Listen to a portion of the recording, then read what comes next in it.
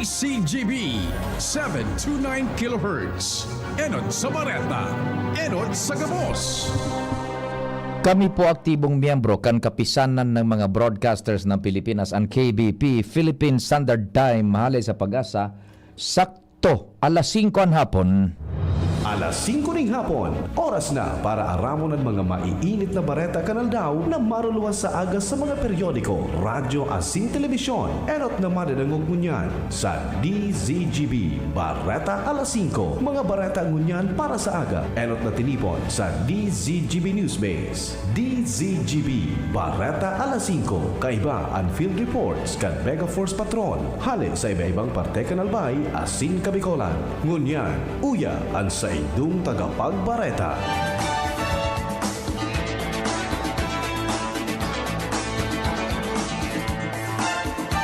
Maray na hapon sa pangaran po kang Newsbase asin kan Mega Force Patrol. Ako po ang sa indong magiging tagapaghatod bareta, si Pio Fernandez.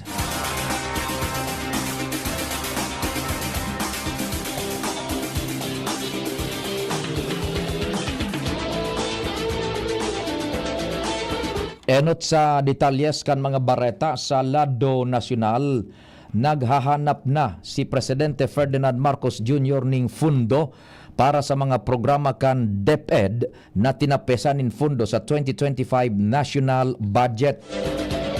Sa pagtiripon na ipinaapod kaini sa Malacanang, tinutukan kang presidente ang budget gaps sa dakol na proyekto ka na DepEd na hinalian kan fundo matapos na sabihon ni Secretary Sonny Angara na posibleng magpalala sa problema ang kakulanganin mga paratukdo na tinapesanin pundo kan ahensya. Sinabi kang presidente na kaipuhan na ipahiling na kan edukasyon na ang prioridad, napahiling na ang edukasyon ang prioridad kan gobyerno dahil importanteng maiangat ang kalidad kan edukasyon sa nasyon. 10 bilyones de pesos ang tinapyas kan Kongreso sa original na budget request kan DepEd sa 2025 national budget, kaya hali sa dating 748 bilyones de pesos uminabot na sa naini sa 737 bilyones de pesos ang naaprobaran kan mga legislador. Kaibanan sa mga hinali na fundo kan Kongreso sa programa kan DepEd ang pagbilog nin panibagong personnel positions, Basic Education Facilities Fund, asin ang implementasyon kan DepEd Computerization Program.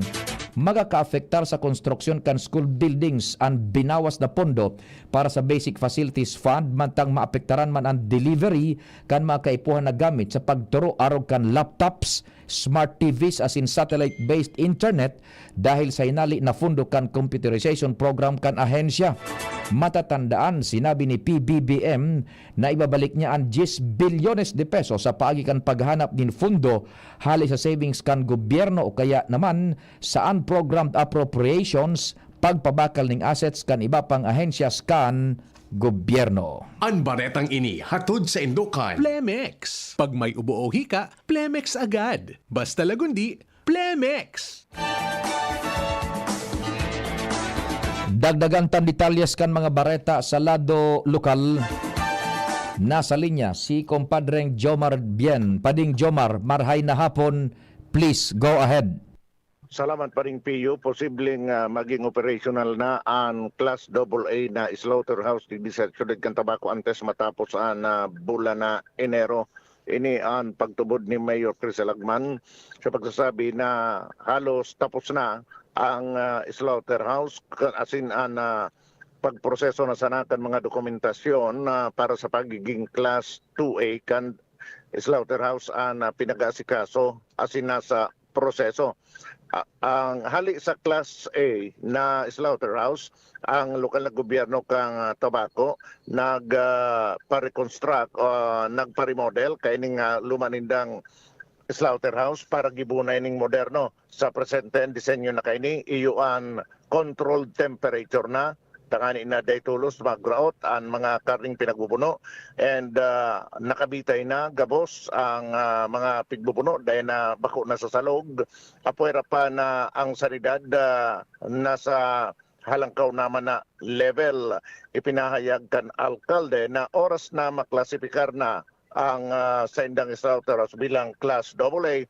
Ang mga parabuno iyuan magiging empleyado naman kan lokal na gobyerno kung saan ang mga mapabuno sa lokal na gobyerno na magbabayad igwana sa nanin sweldo itong mga parabuno. Yan ang report. Jomar Bien, DCGB. Thank you so much, kumpadreng Jomar.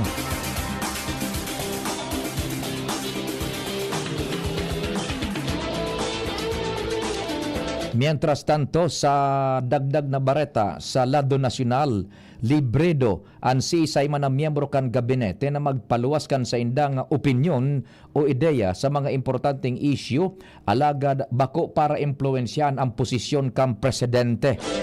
Ini ang ipinahayag ni Executive Secretary Lucas Bersamin kasunod kan ipinaluwas na pahayag ni Chief Presidential Legal Counsel Juan Ponce Enrile in koneksyon sa National Rally for Peace kan Iglesia ni Cristo na minakontra sa impeachment kay Vice President Sara Duterte. Sigun kay Bersamin, buka si Presidente Ferdinand Marcos Jr. sa librido asin balyuhan ng mga ideya sa mga importanteng isyu sa iyang gabinete. Pero dahil nangangahulugan na magbabago ang posisyon ni PBBM aron kan sa iyang panindugan sa impeachment na pighanda sa Kamara. Base sa ipinaluwas na pahayag ni Enrile sa iyang social media page, kwenisyonar kaini kung kayang amyendaran kan INC ang konstitusyon o suspenderon ang mga probisyon kaini sa paagikan kadakol nindang miyembro o kung nakahanda ang gobyerno na isakripisyo ang rule of law para sa sarong tao o grupo nin mga tao. Tinawa nin doon ni Enrile na legal ang proseso ng impeachment susug sa konstitusyon asin dakulang danyos ini kung susunodon ang luhika kan ginibong rally kan INC. Sinabi ni Bersamin na maski may gabat ang naging opinyon ni Enrile, saro ini sa dakol na seryosong pikukonsiderar kang presidente. Pero sinabi ni Bersamin na mantinido ang paninilugan kang presidente in koneksyon sa isyu kung saan habo kainining impeachment dahil dakol na isyu sa nasyon na dapat enoton asin asika suhon. Sinaangatan ning disbarment complaint si dating Presidente Rodrigo Duterte sa Korte Suprema kan nagkapirang human rights advocates asin mga kafamilya kan viktima kan extrajudicial killings. Sigun sa Human Rights Group Karapatan Secretary General Cristina Palabay, bakong karapat dapat na abogado si Duterte. Sa indang reklamo, sinabi nindang pigbalgar ni Duterte ang Code of Professional Responsibility and Accountability as in conduct and becoming of a lawyer. Sigun naman kay abogado JV Topacio, halangkawan basihan kan ethics sa mga abogado asin nahiling naman kan nakalis na administrasyon ang lantadan na pambabastos asin pambubuli ni dating Presidente Duterte. Sinabi ni abogado Topacio, daing diretso ang dating presidente na maging abogado kan ipahiling kaini kung paano niya asin daing niya sinunod ang mga proseso iigilid ang mga ley sa nasyon. Kaibanan si Topacio sa mga complainants na nagpasiring sa Korte Suprema kan Biyernes para hagado na ipadisbar ang dating presidente.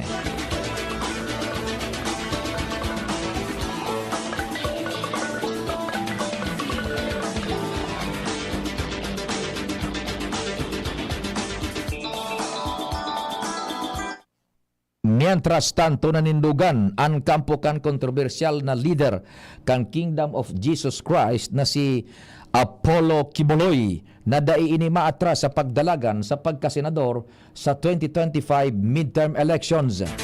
Segun sa legal counsel na si Attorney Israelito Torion, ang pagdalagan ni Kibuloy bilang senador ang sarong klase ng protesta makaliis ang operasyon sa compound kang Kingdom of Jesus Christ sa Davao City kan nakaliis na taon. Sa nasabing operasyon, nadakop ang kontrobersyal na pastor dahil sa kasong may kinaaraman sa child abuse as in human trafficking.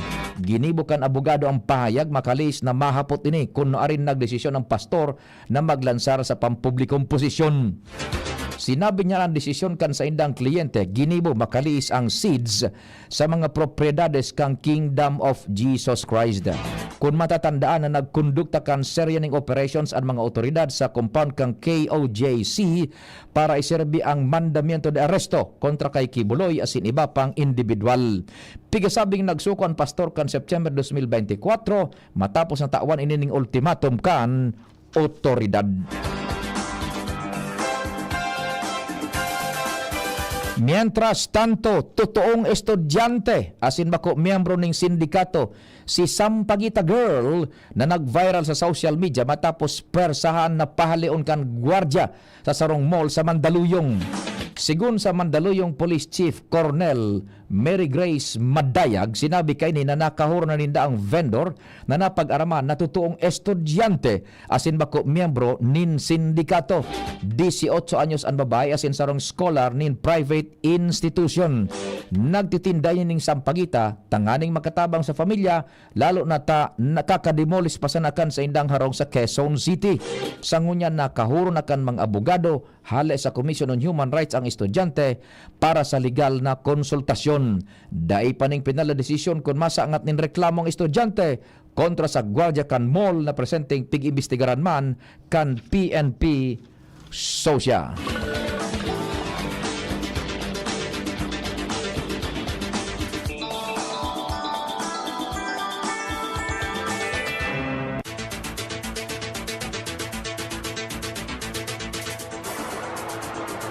Mientras tanto sa katakod na bareta, nagparumdum ang PNP Supervisory Office for Security and Investigation Agencies o PNP SOSIA sa gabos na private security personnels na daay magpadara sa saindang emosyon mantang nasa trabaho.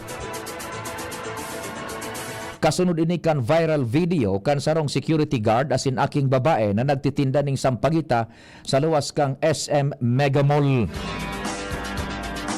Sa memorandum na permado ni PNP SOSIA Chief Brigada General Marlo Roy Alzate, tinawan doon ang responsibilidad kan mga security guard na maging mantinidong kalmado asin dai magpadara sa emosyon para dai makaafektar sa trabaho.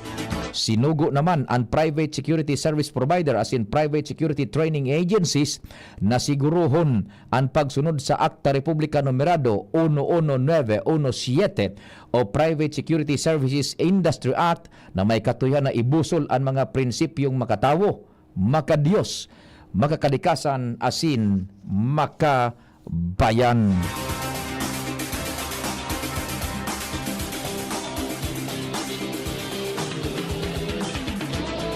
Mientras tanto, ibinasura kan Department of Justice ang mga kaso na money laundering kontra kay Cassandra Leong dahil sa kakulangan ng ebidensyas. Pigresibi naman kan sayang abogado na si Abogado Ferdinand Topacio ang desisyon kang DOJ. Mientras tanto, pipakasuhan naman kan panel of prosecutors kan DOJ nin 62 na counts ning money laundering si Alice Guo asin 30 iba pa katakod kan pinagrade na Pogo Hub sa Bamban, Tarlac. Mabuelta ang detalyes kan mga bareta pakalis kan nagkapirang pagirumdum. Apubado na yan sa pag-uswag kita mag-iribahan, makatao, makadiyos, matinabang. Yan si Giselle Salceda, mga tugang sa tong malalauman sa pagserbisyo. Programang salud asin pang turismo, programa kang test asin mga ayuda, infrastruktura tabang sa paraoma. Estudyante para siya ay mahugudyan, mga senior citizens siya masasarigan. Makusog na boses kang kabataan, si Giselle Salceda kami nagtatabang. Siya ang leader na kaipuhan ka, handang magsilbi malalauman pa. Giselle Salceda, kaibahan ta, angat ang lahat ng kahiman. Angat ang lahat ng bayan, serbisyong Giselle Salceda ang kailangan. Realize true comfort and relaxation at Dorotea Resort and Spa, a perfect venue for family outings, couple retreats, and various functions such as weddings, birthday parties, corporate seminars, and conferences. Dorotea Resort and Spa. We have backpackers rooms, standard rooms, deluxe, suite, and a penthouse. Also, relax and rejuvenate with our spas and invigorating treatments, services, and facilities. Dorotea Resort and Spa, Kahugutan, Bakakay, Albay. For reservation, contact us at 0917-777-5734. Find us on Facebook, Dorotea Resort and Spa. Relax, rejuvenate, and enjoy. Only here at Dorotea Resort and Spa. Ang numero unong kailangan sa ngayon, extra strong ka dapat para di ka mawasak ng anumang hamong ibigay sa'yo. Ang hanap ng Red Horse Beer, extra strong na tulad mo. Lakas. Tama. Kayang tumindig at harapin ang mga pagsubok na parating. Panatag ang loob na bukas na namnamin mo ang iyong tagumpay. Lakas ng tama pero di wasak sa hamon ng bukas. Red Horse Extra Strong, the #1 extra strong beer in the world. Drink responsibly. Red Horse Extra Strong, the #1 extra strong beer in the world. Numero 1, tulad mo. Drink responsibly. Ubo ng anak? Nakababahala? Baka plema. Para dyan, Plemex for Kids ang pambato ko. Ang Plemex for Kids ay gawa sa lagundi. Tinutunaw at pinalalabas ang plema. Ginhawa para sa bata, peace of mind para kay mommy. Camille Prats Yambao po, nagfi-flex for Plemex. Ang batang lagundi, Plemex! Vitex Segundo L is the generic name of Plemex for kids. If symptoms persist, consult your doctor. Mommies, agapan agad ang ubo at plemang nakabara. Pambatang lagundi, Plemex! 1 and 2, 1 and 2. Pag dalawa ang symptoms, it might be flu. 2 or 3, 2 or 3. 2 or more symptoms, anong sabi? Baka flu na, lagnat at sore throat mo. Iba yung flu. Baka flu na, body pain, sipon, ubo. From post-nasal drip, pag symptoms 2 or more, iba yung flu. Ang flu combination mo. Pag 2 or more symptoms, baka flu na yan. Kaya, buy flu na! 8 pesos SRP lang. Alagang Unilab yan. Phenylephrine HCl chlorphenamine maleate paracetamol is the generic name of BioFlu. If symptoms persist, consult your doctor.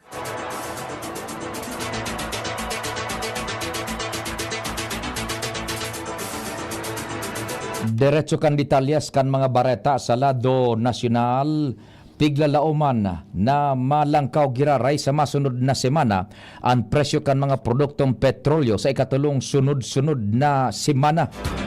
Ini dahil sigun sa primerong tulong aldaw na trading days sa Singapore's Min Platts, ang krudo asin kerosene maaumento ning sobra sa 2 pesos kada litro, mantang ang presyo ning gasolina malangkaw ning sobra sa 1.50 kada litro. Sinabi kan Department of Energy na ang mayor na kausa ang pagitaas kan presyo nin petrolyo iyo ang panibagong sanctions kan Estados Unidos de America sa Russia. Sinabi kan nagkaperang kumpanya ng petrolyo na sigurado ng pag-aumento sa masunod na semana dahil sa piglalauman na malangkaw paning dapkula ang presyo kaini sa international na merkado sa masunod na 2 trading days. Sigun pa sa impormasyon sa primerong 2 semana kan taon 2025, ang krudo nag-itaas nin 2 pesos 30 centimos kada litro, mantang ang gasolina nag-itaas manin 1.80 kada litro.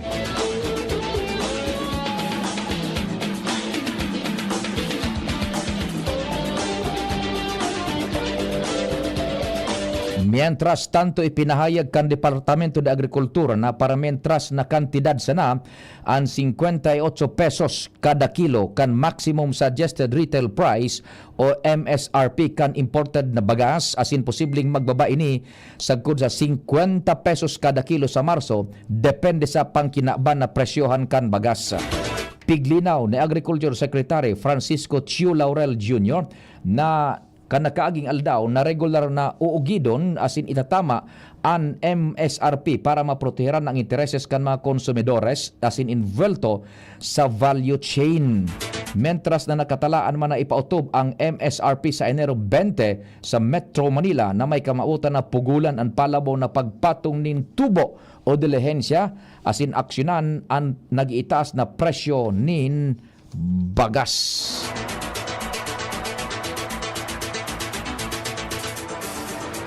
Pipagsumitir ni House Quinta Committee Co-Chair Mark Enverga ang Department of Agriculture ning supply chain analysis sa mga produktong agrikultura. Sa pagdangog kang murang pagkain super committee na unambitan na ansaro sa dahilan kung nata mantinidong halangkaw ang presyo ng bagas iyon hababang supply chain. Sa pahayag ni Agriculture Undersecretary Aziz Perez na may tulong layers na pig-agihan ang bagas bago mapaduman sa mga retailers dahilan kaya halaba ang proseso kaini bago makaabot sa merkado. Ipinagbulgar man ni Congressman Enverga na igwang 11 pesos na patong sa bagas ang mga importer poon pa o bago pa ini makaabot sa mga traders o kaya retailers. Day man pwedeng ibasol ang gabo sa retailers dahil maging sinda may dagdag pang mga gastos araw kan bayad sa pwesto asin iba pang dues na pigsingil kan mga lokal na gobyerno.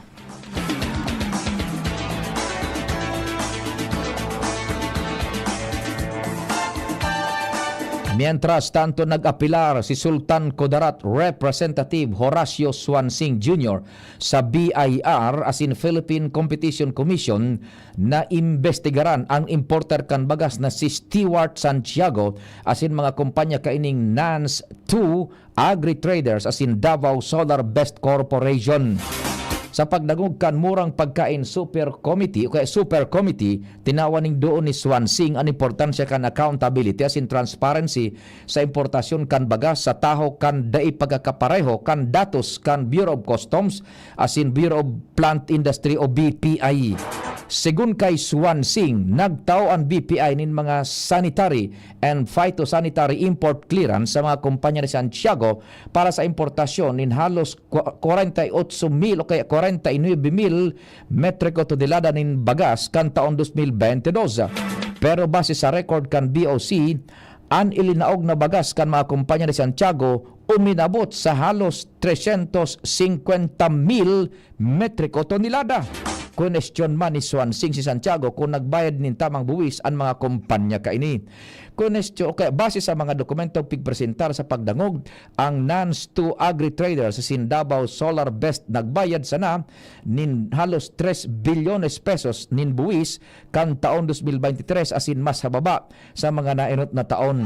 Sinabi ni Santiago na ang sa iyang mga kumpanya nagtutubo sana nin piso sa kuno 50 kada kilo nin imported na bagas. Siniirip man ka na kongresista ang pagpalyar kan Department of Agriculture asin BPI na mamonitor ang importasyon nin bagas.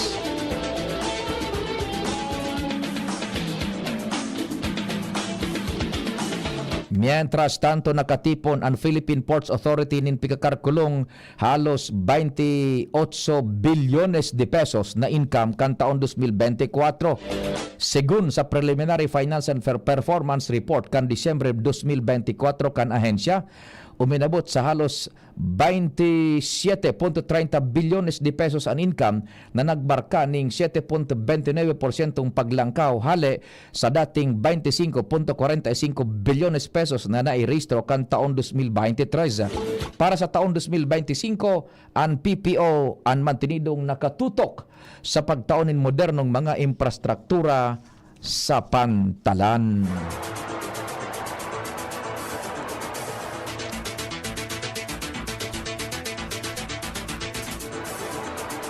Detalyes kan bareta sa ibang nasyon. Uminabot na sa 81 katawaan nagkagaradan, mantang 188 ang lugadan sa nangyaring airstrikes kan Israel sa Gaza. Nangyari ini bago pa ang ceasefire deal sa pagultanan kan Hamas asin Israel sa maabot na Domingo. Matatanda na enot ng pinag-anunsyar kan Qatar asin Estados Unidos de America ang peace deal kan duang lado kung sa insinda ang naging mediator.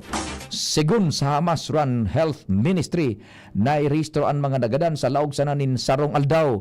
Nagluluwas na nagkaigo ning 8 beses na pag-atake ang Israeli forces. Wala pang opisyal na pahayag na pigapaluwas ang Israel katakod sa nangyaring mga airstrikes. Ultimong detalyes kan bareta sa lado kan Karawat. Nangenot si NBA superstar Stephen Curry kan Golden State Warriors tanganing ibulsa ang panggagana kontra sa Minnesota Timberwolves para sa sarong puntos na kalamangan 116 kontra 115. Nagkamada si Curry ning 31 puntos, 8 assist sa pangganakan na Golden State Warriors, mantang 24 puntos naman ang ambag ni forward na si Andrew Wiggins. Day pa man nakakakawat si Draymond Green sa naging laban kan Warriors, alagad ang ipigsalida sa iya ang sophomore na si Tracy Jackson Davis bilang sentro. Nagkamada si Davis ning 15 rebounds, 2 supalpal, rason para panginutan ang depensa kan Golden State Warriors. Day naman nag-obra ang tig 28 puntos kan duang guard kan Minnesota na si Anthony Edwards asin Dante DiVincenzo. Napugulan kan Warriors ang comeback attempt kan Wolves sa ikaduang kabtang kan laban, kasunod kan 13 puntos na lead, napugol kang GSW sa pagtatapos kan first half.